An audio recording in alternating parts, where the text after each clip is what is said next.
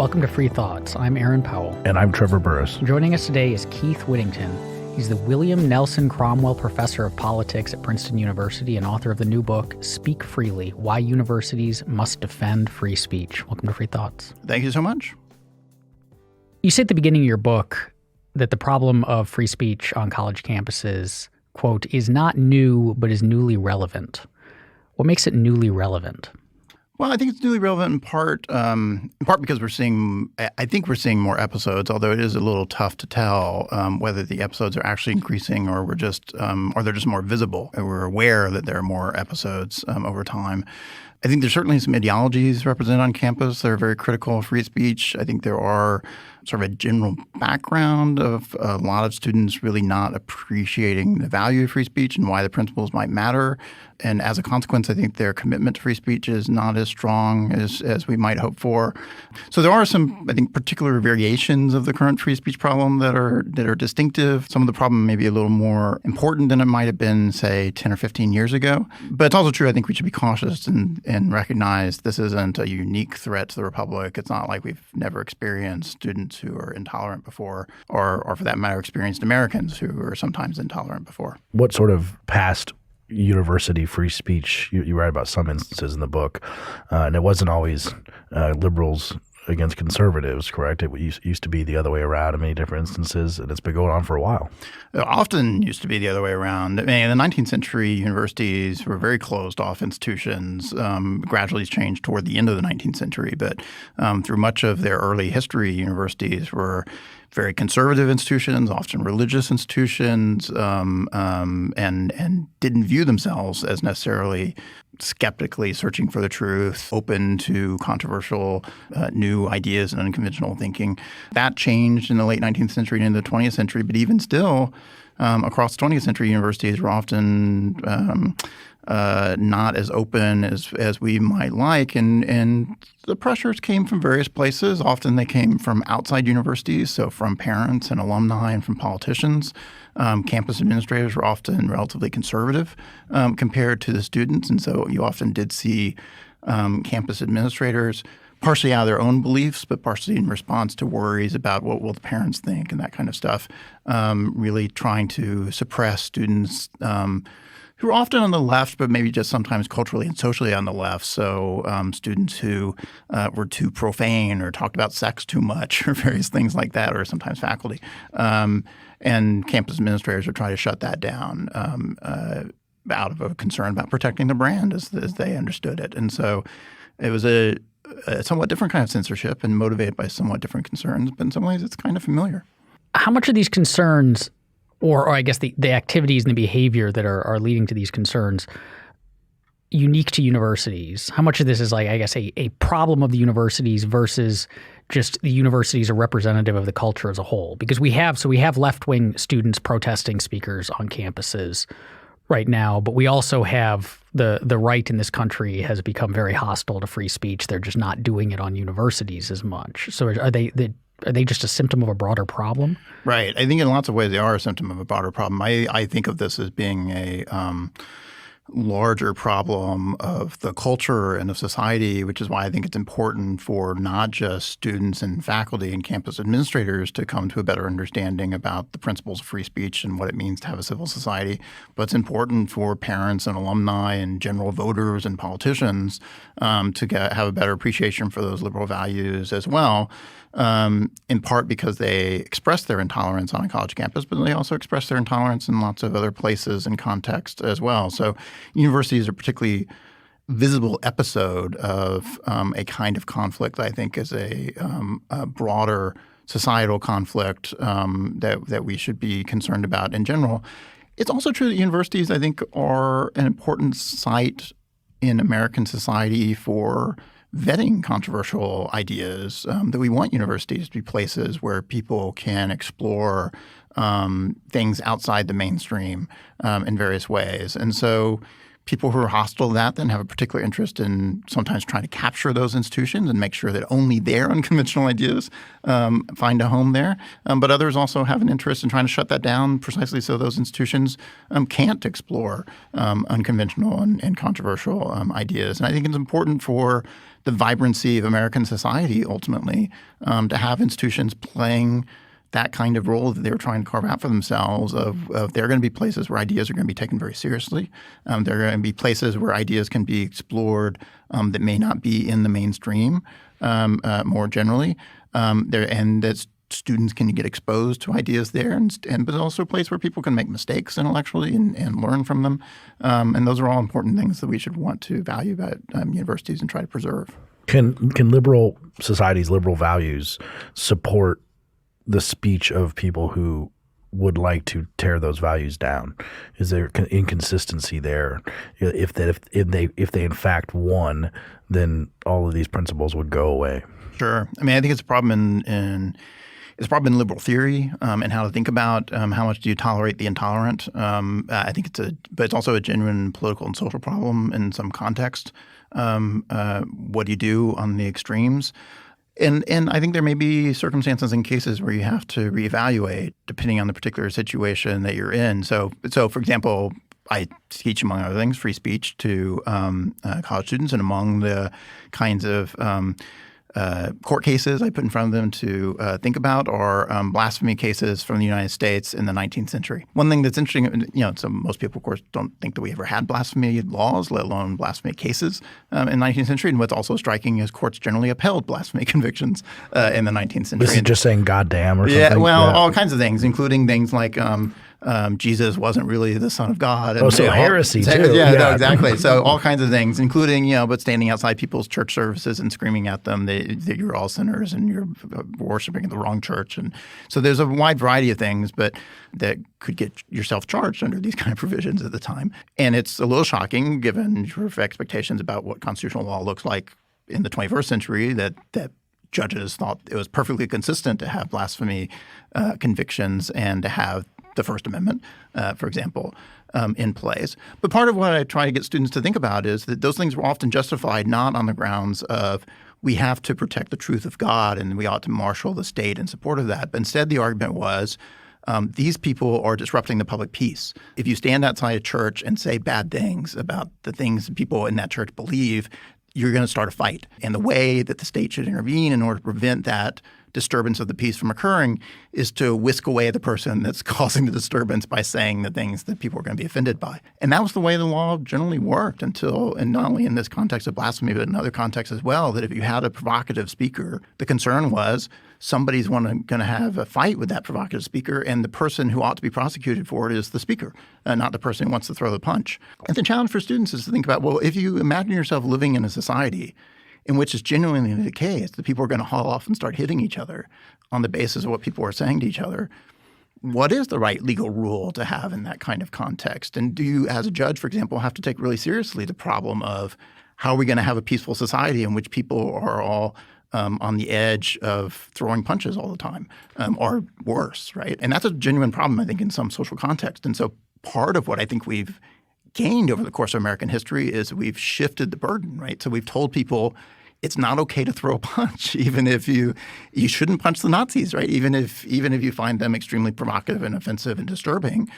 But in the 19th century, we sort of said, well, it's natural to throw the punch. And it was much more honor society. It was more of an honor society. We accepted violence as being a more sort of everyday part of society in common.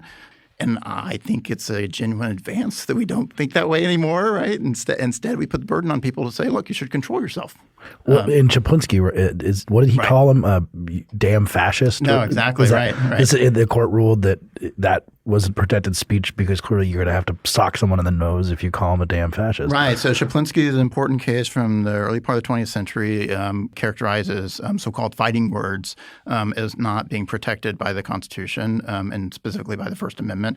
That general notion of fighting words was something it's given sort of new form in Chaplinsky, but it was something that was sort of recognizable under the law previous to that. And in Chaplinsky's case, it's sort of representative of the complication that Chaplinsky was a Jehovah's Witness. He went. He was a sidewalk preacher. Would say controversial things that people found deeply offensive because he would criticize their religion, and he'd go in neighborhoods precisely in order to criticize people's religions, and people get hot under the collar about it. And in this particular case, then not only were people getting hot under the collar about what he was saying about the religion, but then when the cops tried to drag him away, he started calling the cops fascists, and the cops said, "Well, now you've gone too far," and charged him with a crime as a consequence. I mean, Chaplinsky raises then both those questions: how, and people want to say, "Well, fighting words, we shouldn't protect that under the Constitution," and the court since then has sort of really backed off that, and so it's not clear there's anything left of that initial move. But people who find themselves attracted to that notion, fighting words are unprotected. You have to think seriously about, how do you feel about somebody like Chaplinsky, right? So the sidewalk preacher who says things people find offensive and people are worried he might start a fight and therefore he's on the wrong side of law on that basis. And he wants to call the cops names, and the cops find that offensive. That's what the court was concerned about suppressing there. And if you really think that fighting words aren't protected by the Constitution, you should come to grips with the fact that you're okay with the idea of if you call the cops a pig, they can arrest you and put you in jail for that. I mean, they can do that almost any time anyway. But well, I mean, so that's part of the problem now. I mean, the courts I think have been increasingly clear, and there have been subsequent cases where cops continue to try to arrest people through the 60s and 70s, for example, on the basis of calling them names. And the courts were increasingly carving away at that and saying, well, that's protected speech. You're allowed to do that. And sort of what we now sort of find ourselves in, I think, is a legal regime where the courts say, well, you can't actually prosecute somebody, but that doesn't necessarily prevent the police on occasion from arresting you and throwing you in the hoosegow for a few hours before you come out. And actually, there's been cases that are saying on like flag burning, for example, even after the court said flag burning is constitutionally protected, there's still been instances of the police will arrest somebody for burning the flag, in part because they're worried about community reactions and other kinds of things. But they won't prosecute you because they know they can't make a prosecution stick, but they nonetheless can take you out of circulation for a little bit. This concern grounded in provocation, I wonder how much that gets to answering something I've been curious about, which is, campuses have been, so this gets framed as, these left-wing students are rejecting ideas that they disagree with. But campuses have been left-wing. Sure. That's not a new feature. But like when I was in college in the late 90s and early 2000s on a very left-wing campus, I don't recall any instances of speakers being disinvited because there were threats of protests and so on and so forth. One of the things that strikes me as different now is that the bolder, like campus Republicans or other more conservative groups, they would invite speakers, but they weren't inviting speakers expressly in order to provoke, like speakers who had nothing to contribute to a debate and exchange of ideas other than being provocative. Right. And so is that one of the things that's changed? Is that what's caused it, or are there other things going on that's made this a problem now? So I think it's a little hard to tell because we just don't have enough empirical evidence to know for sure. So I went to college a little earlier than that. I was in college in the late 80s. We didn't have those kind of episodes on the college campus I was on either. And I suspect that one thing that was happening was that there were places where people were being disinvited and shouted down. It just wasn't getting reported in the same way. And so we were less aware of the extent to which it happened, because it's also true now that you could be on any average college campus and never experience during your 4 years there a single instance of somebody being disinvited or shouted down, because it's not that common. But it does happen, and happens a fair amount across the country as a whole. And now we're very aware of how often it happens in a way that might not have been equally true in the 90s or the 80s, for example.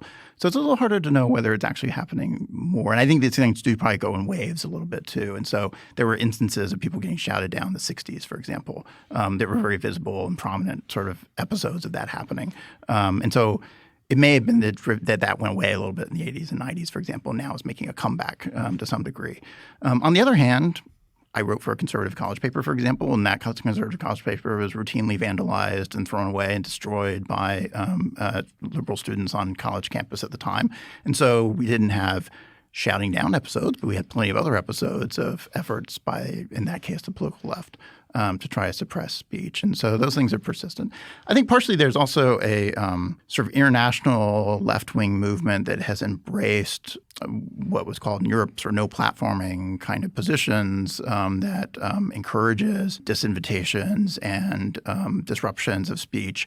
And that was very common in Europe and in England, for example. And I think now it's migrated to the United States. So to some degree, I think we're seeing tactics and ideas about how to suppress speech and under what circumstances and in what ways that people in other countries were dealing with before we had to deal with them here. And so I think that's grown. But then, as you say, I think there's this other issue of groups on campus and off campus that are funding and encouraging speakers to come to campus precisely to rile people up and try to provoke people. There's a business model that some want to exploit, that they get attention and it's good for them to ultimately have their speeches disrupted. And so they're perfectly happy to have it happen.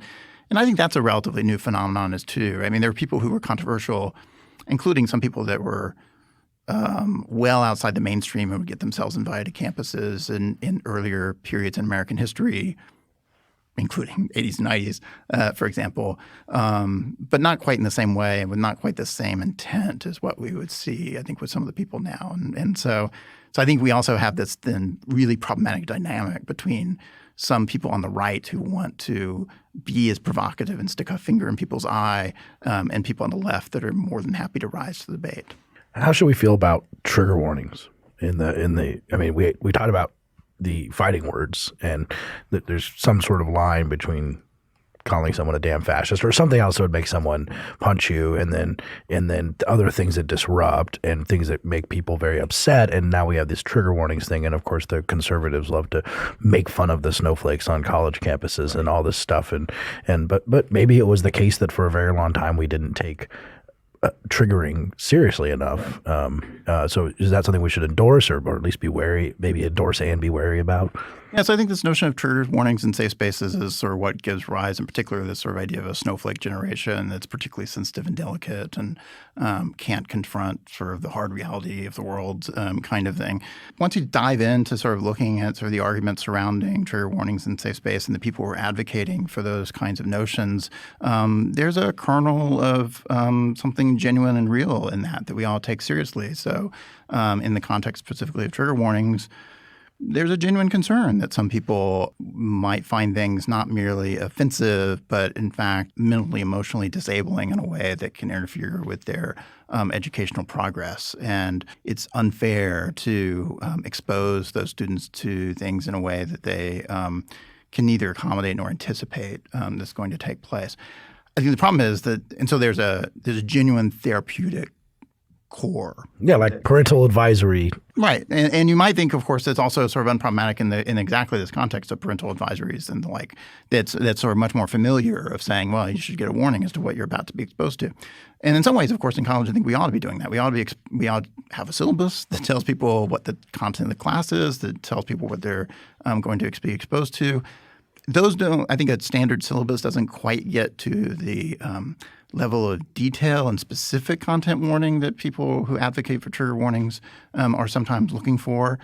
I think there's also nothing necessarily problematic about individual faculty members deciding on their own that I should warn students about what they're about to encounter because I want to prepare them in various ways for the material they're about to see on a video, for example, or in a text or a conversation we're about to have in class. And I think that's totally reasonable and appropriate. The thing that I think we ought to be concerned about is sort of blanket policy and campus administrators saying everybody ought to adopt these trigger warnings, even in circumstances where the faculty think it's inappropriate or unwise, in part because it will alter how those conversations go in class, but also there's a real worry that if you have to start including trigger warnings on things, one will discourage some students from taking classes they otherwise ought to take and from reading materials they otherwise ought to read, that you scare them away from it by attaching a trigger warning to it. So it also seems like it might encourage. It might encourage some too. No, exactly. So it's sort of the video nasties phenomenon, right? If once you've labeled this as banned in Boston, then people are going to come rushing out to try to see it. What's this thing I've been banned from seeing? Well, that's kind of boring as it turns turns out. So yeah, there is that, I think. But the other concern likewise is if you have to include it on that if there's a mandatory policy that if you're going to do certain things, you have to include a trigger warning. That the easier thing to do is okay, I'll drop that off the syllabus, right? I just won't do that because I don't want to deal with the hassle of administrators looking over my shoulder and students complaining about it and all that kind of stuff. And then you potentially are going to lose some really serious things out of your curriculum and what universities are covering if everybody is being overly cautious about what they're willing to expose students for because they're trying to avoid controversy in one way or another. And as a consequence, it's a similar worry to worrying about sort of dumbing down the curriculum, but it's a worry of how do we go to the, sort of the least common denominator, least offensive thing possible, and only expose students to that. And that's just a shoddier education than what you'd hope college students are generally going to get. You mentioned professors sort of reacting to this. Sometimes you hear stories that they're afraid in the current regime, that they're afraid of getting a report from a student, getting a report that you did X, Y, and Z, whether it's something totally innocuous or whatever, and that is seemingly sufficient that's it. Accusation is guilt. And you're done. Do you think that's true? I think there are places where that's really true. I think there are other places where maybe that's a little less true. I mean, I guess I would say there's sort of various ways that might play out, right? And so one way in which you might imagine worrying about the reaction as a consequence, sort of self-censoring as to how you do things, is you just worry about the hassle of having to deal with it, right? And so do I really want students camped out in my office? Do I really want students to come screaming at me? Do I really want to worry about students complaining and having to deal with the emails or the phone calls or the whatevers? And so the more you think that you're in an environment in which that might happen, right, then it just leads you to shy away from anything that you think might deal with it just because you don't need that in your life. So that's one kind of concern, right? Just sort of worried about people worrying about the environment they're in and just thinking it's too much of a hassle, even if there's no sort of broader repercussions. Just this isn't a thing I need to worry about if I can work my way around it. The other thing, though, is genuine occasions where you worry that there might be professional consequences to it. And so if you're untenured, if you're an adjunct who's working on a semester-by-semester contract, for example, it's a serious threat if students are lodging complaints against you and objecting to what you're teaching. And so for a lot of administrators in lots of places, why should they second-guess that, right? So a student complains about somebody, they're contingent faculty anyway. Fine, we just won't hire that person again to teach in the future. We'll hire somebody else. That kind of risk averseness about people who don't have larger protections than tenure to their teaching can easily wind up sort of getting people disciplined and professionally in very consequential ways as a consequence of that.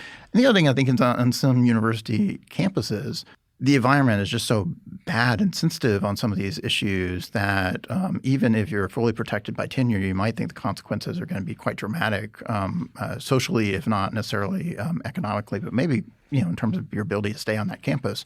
If you get too many students upset with you, too riled up, if administrators get too upset with you. And there's certainly I've talked to faculty on some campuses that see their local environment as poisonous enough. It's not just this would be a hassle, but they think their life would be dramatically messed up if they find themselves embedded in one of those controversies. Are there characteristics of the campuses that seem to make this kind of behavior more or less likely? Like, is it, really small liberal arts colleges have it the worst? Public universities are better than I don't know, but are there things that seem to be going on that predict this? So I think it's a little hard to tell because, again, I think we have a sort of data problem of really knowing what's happening across all these campuses. It's clear that there are some things that occur on any campus. I don't think any campus is really immune from it. But it is true that places that seem worse are smaller liberal arts colleges, often relatively elite colleges, although not always. Yeah, I think in part because they are more humanities-centric, those colleges, and humanities are the places where there's the most intellectual debate over some of those issues, whereas if you're in a larger, more complex campus where a good chunk of your students are business majors or engineering majors and the like, right, those students aren't as interested in those things. They aren't in classes that's encouraging that kind of stuff. And so that's a more intellectually diverse campus on certain dimensions that might matter compared to a smaller liberal arts college. I think the small places are just also more homogeneous and the campus culture can be more stifling if you're not careful. And so there are fewer places to hide. And so if you find yourself in an environment with 4,000 students, and even if it's only a small fraction of them, they're willing to be really vocal and annoying, you may find yourself in a position of saying, do I really want to go the next 4 years having to live in this environment where these 15 students are really mad at me? Whereas, I was an undergraduate at a giant state university. Lots of us were anonymous. It's easy to escape other people. Your worries are just different in that kind of environment than in an environment in which there may be 4,000 or 5,000 students. When this stuff is going on so pick a campus where we seem to think that this kind of stuff is bad, whether it's a broadly cultural characteristic of the students or a handful of essentially heckler's veto style bad apples.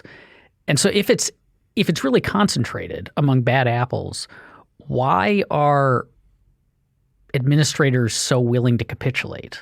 Why can't they just say, look, if you're offended by this or you're having a problem with this or you're going to be disruptive, maybe our university is not the place for you? I think in part we're going through a moment where we're trying to figure out how many bad apples there are. and so there is some uncertainty, I think genuine uncertainty among most the students themselves, but also administrators and faculty about just how popular are these ideas, how many students feel this way. And so we're in a bit of a feeling out process. And so I actually think that in most cases it's a relatively small set of students that are most committed to some of these illiberal ideas. But there's genuine uncertainty about how big that population really is. And I think we're now going through a process, and I hope that in part this book is encouraging it, of trying to speak to borrow a phrase, the silent majority on a college campus where most people aren't committed to those ideas, and as a consequence can be led to say, look, you don't have to go along with that. You can pull back. So you can do some of that, I think. And so there's some question of sort of teasing apart, well, how many people really are talking about it, and are they isolated minority, et cetera. For some campuses, that minority, though, is big, and then it becomes much more troubling. So I worry that a place like Middlebury, for example, may find itself in that kind of situation where, in fact, the number of students who are really committed to those ideas are quite large. And sometimes they're in campus leadership, and so it's not just that these are easily isolated individuals that you can punish and then move on. Instead, it's really picking fights with large contingents of your campus population, including campus population that may be supported by sympathetic faculty and sympathetic administrators. And that's a tough fight for people to pick. And Aaron mentioned we went to Boulder together, and one of the classes that we'd like to take, we took a fair amount of literary criticism classes. We enjoyed them. They're kind of like a game, and listen to some interesting stuff, and you can read some Foucault every now and then, which is not the worst thing ever. It's probably not historically accurate, but it's not the worst thing ever. But if you in that world, it's like 15 years ago, I saw that there was a ideology of how the power structures of the world were kind of distorting it and oppressing people. And one of those parts of those power structures was speech, for example, just the words that we use to describe things, that it embedded in there is the patriarchy and race stuff and all these things. And that, I think, is some of what is being said when they say words are violence, and then this is going to be a problem, and we need to stop people from saying these things because an entire system of violence has been put up around people, and words are part of that. And so they want action, and they want people to stop talking about things that have created a bad world in their view, and that's what they view as hate. How should we respond to that viewpoint? And what, I mean, the world has been power structures that weren't very friendly to minorities for a very long time, and trying to reform that might require talking in a different way. And so should we say no, we should just say everything we want, or should we accept some of their premises? I think it's perfectly reasonable to accept some of their premises, right? I mean, I've learned a lot from Foucault. I've encouraged people to go read Foucault and others along that path. I mean, and likewise, in researching the book, for example, spent a lot of time reading people who are advocating for trigger warnings, which turns on a different kind of argument. But in the same general path. But more generally, I often find that things that seem like very pernicious ideas or silly ideas, that if you start digging into them and find the people that are most serious about them, there's often something interesting there. And there's a real starting point in those ideas that you ought to take seriously. that doesn't mean it's necessarily right, but it often means that what you're seeing expressed most often is sort of a crude version of it or a boulderdized or exaggerated version of it that is being applied in simplistic ways. And that ought to be resisted, but that doesn't mean you necessarily ought to throw away the baby with the bathwater. It's a challenge to find the baby sometimes. Sometimes there's an awful lot of dirty bathwater. But I think we ought to, and especially those of us on college campuses who are trying to take ideas seriously, we have an obligation to try to sort of really think about the ideas at play here. And then having explored those ideas and tried to come to grips with them, you want to think about, okay, well, what are the good parts of this? And how do we go about trying to salvage those good parts and try to reconcile them with the larger set of liberal structures that you think are important? And can they be reconciled? If you think they are serious ideas, but maybe not necessarily good ideas, then you want to think about how do we resist those ideas and encourage people to turn away from them in various ways. And I think that's the challenge confronting us on some of these issues, that the idea that words are violence comes out of an intellectual tradition, I think is a serious intellectual tradition. It makes some valuable and important points about how the social world is constructed and how power gets exercised within it. We shouldn't be too dismissive of that. On the other hand, we shouldn't get too caught up in the metaphor and lose sight of the fact that the words themselves are not actually violence. That violence means a thing, and violence means non-violence. Right, no, exactly. We ought to be able to distinguish these two things. And moreover, then we ought to talk seriously about, well, how do we go about changing that? So even if you think that there are coercive social structures, for example, that have been built up in part through certain kinds of linguistic discourses, from a classical liberal perspective, that's a perfectly reasonable thing to think and something one ought to take seriously. And then you ought to think about, okay, how do you effectively dismantle that? And there I think we're going to have lots of disagreements between those of us who come out of more of a classical liberal tradition and those who are coming out of certain other traditions who might think, well, the best way of dismantling that is to have the state smash it in various kinds of ways. And from a classical liberal perspective, you might think, there are lots of problems with giving the state a great big hammer to smash things with because it'll be used against you next. It's going to be used against you next, right? And we ought to worry about that. And that's very much my worry and this concern, right? So my starting point is not to say, oh, don't be stupid. Of course, words don't matter, right? No, words matter, right? They matter a lot. We ought to take them really seriously. And so we ought to worry about these things. The question is, how do you respond to it, right? What's the best way of moving forward given those concerns? And, I'm committed to thinking that the best way of dealing with that is not by empowering censors with a lot of power to suppress things, not by shouting down speakers, but to expose ideas to critical scrutiny and engage them. And then in the long run, we'll be better off as a consequence of that. One of the things that seems to motivate at least some of this, and you see it not just in the we're going to shut down conservative speakers on campuses, but like the gay wedding bake shop case is almost what I'll call like a culture war victory lap. That the left has has won the culture wars. They're basically over, and the left won. And so now the left rock and roll is here to stay. Is what Aaron is saying. Now you're just doing the mopping. So now they're just grinding it in there, and so that there isn't a motivation. They're not about protecting people. They're not about protecting people from triggers or creating an environment, but just putting their boots in the necks of those social conservatives who they battled for so long. If that's what's going on, that seems like that's a harder thing to fight back against, because you can't say, well, we need free speech or exchange of ideas, because people are just it's just gloating. But then on the other hand, maybe that they get that out of their system. Well, I think there's a little bit of that on both sides. I think there are people on the right who and sometimes they think they have legitimate grievances, but for whatever reason, they think that I want to see liberal tears and I want to stick my thumb in the eye, and that's going to make my life better and more pleasant in various kinds of ways if I do that. And I think similarly, there are people on the left that are genuinely interested in saying, no, I want to rub it in and I want to show that you aren't going to be tolerated around here, and that will make them feel better about their position in various kinds of ways. And and some of that's natural at one level on a college. It's natural to the culture war in general, right? People are going to feel that way. In some ways, it's natural, I think, to college campuses because students of that age are likely to be a little more enticed to want to behave that way.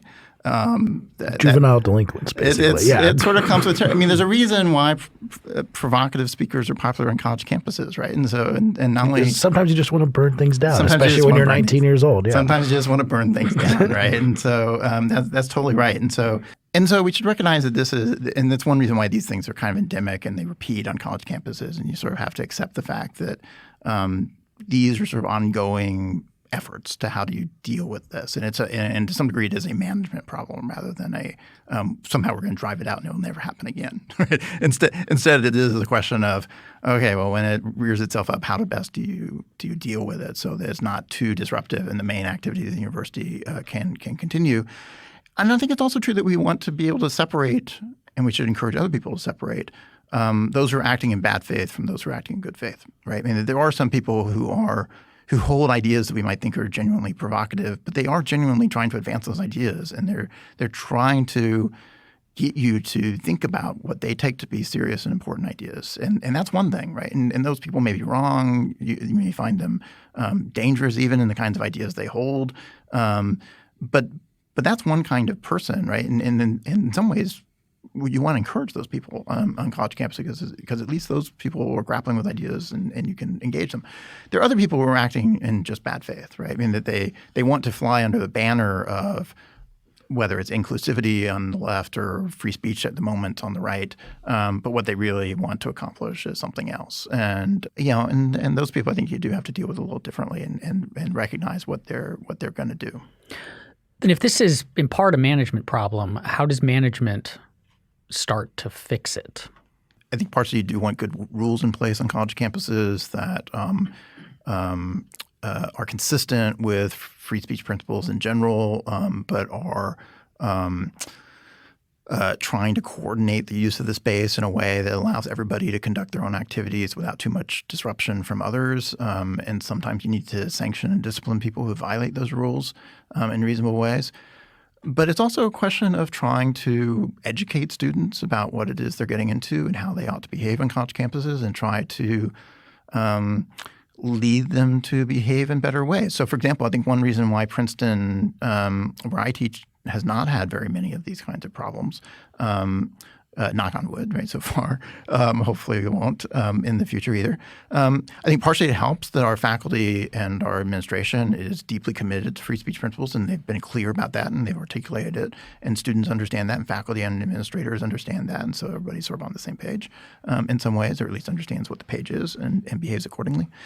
And it helps, I think, that we have, for example, people who are serious thinkers on both the left and the right who can treat each other respectfully, can articulate those ideas. Like Robbie and Cornell. Like Robbie George and Cornell West, for example. Peter Singer, who's a very controversial person on campuses, mostly from the political left, is on Princeton campus as well.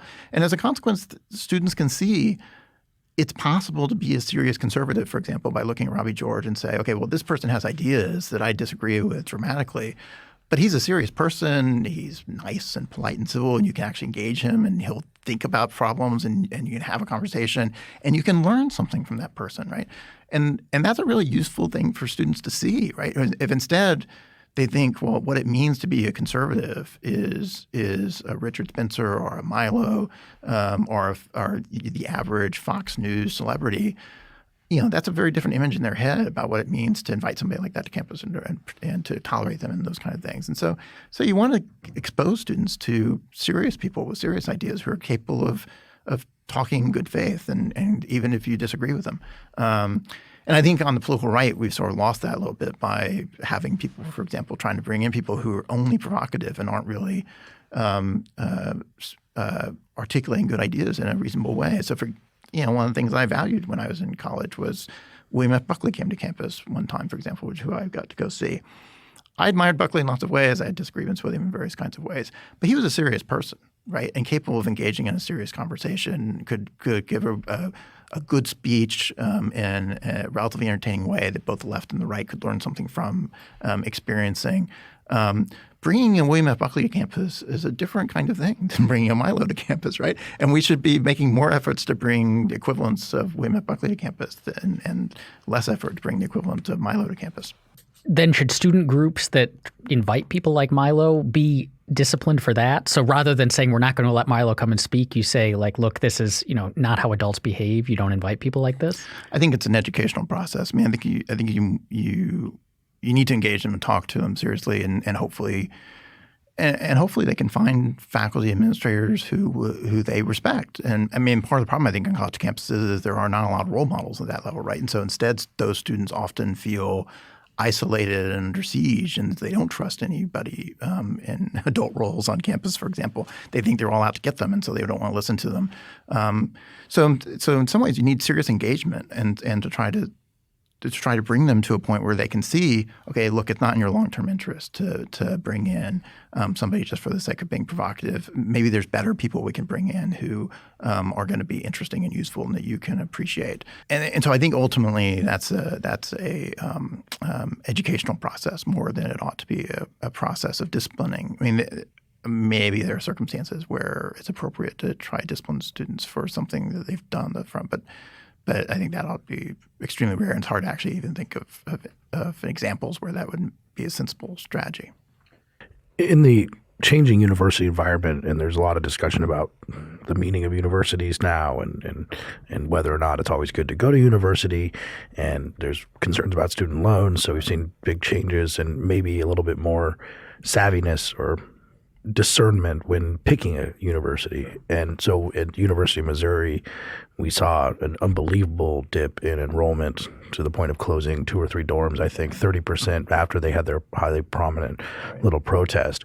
And insofar as parents are deciding to send their kids to different college, could it be the case that we eventually get to this point? Because you write a lot in the book about what universities are. But if some of these places, Oberlin pops into mind because they've been on the top of these lists for a very long time, that they're not. Maybe they just don't want to be universities. Maybe they want to be something more like Liberty University, like it's a religious consciousness raising endeavor. We're not going to have free and open inquiry here, and you're going to know it. That's going to be on our mission statement. And if you go to Liberty University, you're also not looking for complete free and open inquiry. So same thing. But then Princeton is going to say that's what you're going to get here. So actually, that this will resolve itself in the sense that people will go to those universities choosing that, and it will either be an open one or not, and maybe those closed ones are not really universities anymore. I actually think that's fine in that sense. I mean, it's okay for me. I think one of the nice things about the American educational environment is it has a wide diversity of different kinds of institutions that are different cultures. They do different things. They pursue those missions differently, including religious institutions that are pursuing a very distinctive mission that's a little different than the one I described, but primarily being a truth-seeking institution on the model of a secular research institution like Princeton. And if a university or college like Oberlin, for example, wanted to self-consciously embrace that identity and say we're the equivalent of a faith-based institution, except our faith is social justice, for example, and we're going to organize everything around that, and we're going to have boundaries on intellectual tolerance and intellectual inquiry on our campus on the basis of that, then give it a shot, right? And if students want to go there, that's fine. I wouldn't encourage it. I wouldn't want to send my kid there. I wouldn't want to teach there. But what's striking about a lot of these places, of course, is they don't want to brand themselves that way, right? I mean, their administrators won't say that's what they do. Their faculty don't say that's what they do. Certainly, friends that I have who are on faculties at institutions like that are all very concerned precisely because they didn't think that's what they signed up for, right? And so there are some people on campus that say basically that's what this college ought to be. And then there's a whole set of people who say, wait a second, since when? So I think those will be worse institutions. That's not the model of higher education I think we would want to embrace in general. My suspicion is the market demand for that is pretty small ultimately. But if campuses wanted to brand themselves that way and go that direction, then I don't have anything against them for doing that. I wouldn't want to teach there though. This free speech crisis, I'm putting that in scare quotes, as you point out in the book, it's cyclical, and we've discussed today. But it also comes at a time of extreme schismatic political undercurrent, where Donald Trump's election has been a triggering moment for many people on the left. And yes, it's driven everyone nuts, including Donald Trump. But aside from that, is it different now because we have all this data about polarization and all these things, and then we have people who say it's not that bad, but from my perspective, it seems pretty bad. And one thing that polarization might do is cause people to not understand the other side to the point that they think it's a benefit to shut them up. So do those factors make it worse now? And what do you see going forward in this sort of free speech discussion if that's part of the backdrop? I do think that's part of the backdrop. I think polarization makes it worse on college campuses. I also think that polarization should make us nervous that the kinds of problems we're seeing on college campuses could replicate themselves through American society more generally, right? And so college campuses among faculty are relatively to the left. For example, the students are more diverse in general ideologically, but the faculty are overwhelmingly to the left. So they have their own ideological blind spots as a consequence of that, and that creates environments that some students and faculty on the right find less hospitable than they would hope, and it leads people to behave badly in various ways, in part because they aren't exposed enough to the other side, and they think the other side is extraordinarily threatening because they seem so ideologically distant from their own set of views and perspectives, for example. And all their best friends. They've never even met one. All the Yes. best friends, right? Yeah. I've never even met somebody like that, Yeah. right? So of course so it's easy to imagine the most horrible thing about the person from the other side because you imagine I've never seen somebody like that before, and so they must be monsters over there, right? And that's a problem. It's a problem for universities, but it's a problem for American society in general that if we find ourselves in that position where we imagine people on the other side of the divide must be monsters because we hardly ever interact with them and all the interactions we have are fraught and mostly negative. Universities, I think, ought to be a place where we are learning how to work through that, right? That it's not going to make the polarization go away, but we have as a society to learn how to live with the polarization, right? We need to be able to learn how to talk to each other and manage our disagreements, and have a reasonable conversation and settle things peacefully despite those disagreements. And I think that's a looming threat for the United States as we're dealing with this kind of polarized society more generally, and we're seeing a microcosm of that on college campuses. So I think one thing that college campuses ought to be contributing to American society is a model of how it is you can grapple with disagreements and learn how to tolerate it and overcome it and move forward productively with it. And instead, I worry that universities will become the opposite. Instead, they will become models of, this is how the partisan warfare takes place, and we're going to shout each other down. We're going to have fights on the street, and that's what America is going to look like. And one reason why I wanted to write the book was precisely because I want to encourage not only those of us on college campuses not to behave that way, and we got to figure out a way of moving past these kind of disagreements and living together in a peaceful and productive way. But Americans more broadly who are confronting in their own ways these kinds of issues need to learn it as well. Free Thoughts is produced by Tess Terrible. If you enjoyed today's show, please rate and review us on iTunes. And if you'd like to learn more about libertarianism, find us on the web at www.libertarianism.org.